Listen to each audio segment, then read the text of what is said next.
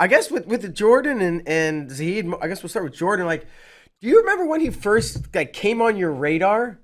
I would assume sometime during college, and he wasn't really competing a whole lot of freestyle before that. But do you remember when you maybe roughly first discovered him, or like I said, maybe came on your radar? Yeah, it was funny when it's the craziest story. We got to when I got to USA Wrestling to coach the national team in '08. Jordan might have been like a freshman, sophomore, and what they asked me to do is identify the pool of wrestlers that we believe we're going to be targeting heading into the pipeline for the national team, world team, and obviously to winning world Olympic medals. And I'd listed maybe 50, 60 athletes, and you're going through the NCAA tournament, you're going through the high school rankings, things like that. And I literally listed, and the last name I had listed was Jordan Burroughs. I'm like, oh, I better make sure I put him on. He was 30. You never know how he'll develop. And I put his name on in the pipeline list. And, obviously, little did we know 3 years later, he was going to be as dominant as he was. That's amazing. He was the last guy on the list. Is that what you said? Yeah, just adding names to the overall list. You're identifying 15 guys in every weight class, 10, 15, 20. And he was last, yeah. Okay. When did you, I don't know, when did you first not get your hands on him, but maybe see him at a camp, or was it not really till 2011 when he may have this breakout year?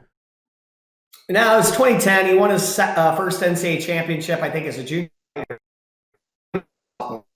I know he hurt one of those years, but regardless, it was after his junior year. We brought him out to Colorado Springs for the summer. And I did it with all our top guys coming out of college or getting ready to start their senior years. I bring them in right after their junior year and say, hey, this is the way you got to look at it.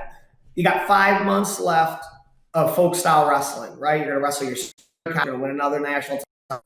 What you start doing is focus on being the best in the world. You're going to be focused on being the best in the world. You'll be the best at the NCAA tournament. You'll be ready for the World Olympic Games when you graduate in 5 months. Or if you're focused on being the best in the country, you're not going to be ready for the World Championship. So Jordan came out that summer, spent some time. Obviously, Mark brought him out, and that's where we started talking about being the best in the world.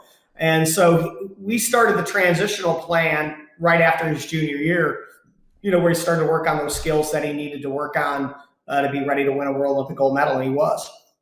When you bring these guys there, these top seniors or whatnot, you're giving them, I'm assuming, a lot of them the same pitch. Hey, it's time to start thinking about being the best in the world, and college will take care of the rest. What did you feel anything different from Jordan? The way he absorbed knowledge, or just his attitude, or was there anything that set him apart at that time in your Well, eyes? yeah, absolutely. He's an outstanding listener. Jordan, not one time did he ever not do what I'd asked him. Hey, will you do this? Boom, he did it. One more sprint, one more run, one more drill, one more trip, one more day in Russia, one more. He was always a guy that allowed himself to be coached.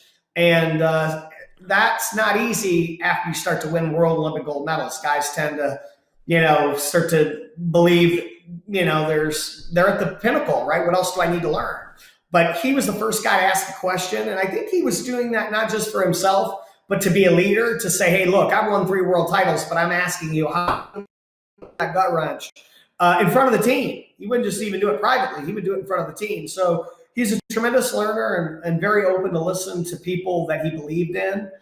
And I think that's really what makes Jordan special is he's always learning, and he's a great listener, and he doesn't tune people out. He really believes in what you're saying.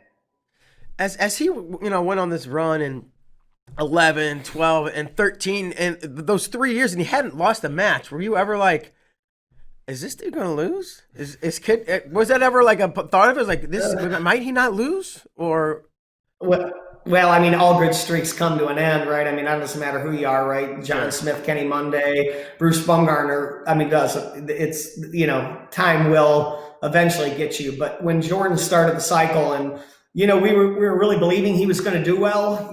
When he just came off at his senior year, and we took him over to, I want to say it was Ukraine, right? Ukraine, and he won the tournament, and it was right before the World Championships, right? He just made the world team, graduated college, made the world team, and he hadn't won his first world title yet, right? He was he was at that place where, like, man, can he win it? Obviously, he's dominating the U.S., dominating the NCAA tournament. That's kind of your first threshold. Then you make the world team. Now you're saying, okay, he's in contention, but what can he really do? And then obviously when he went over and won the world championships, you're like, okay, he's got the gift. And then once you have that gift, how do you manage being the best? That's what a lot of the guys can struggle with, is once they win a World Olympic gold medal, is how they manage it after. Are they still open to learn, still open to getting better, still opening to the love and the compassion?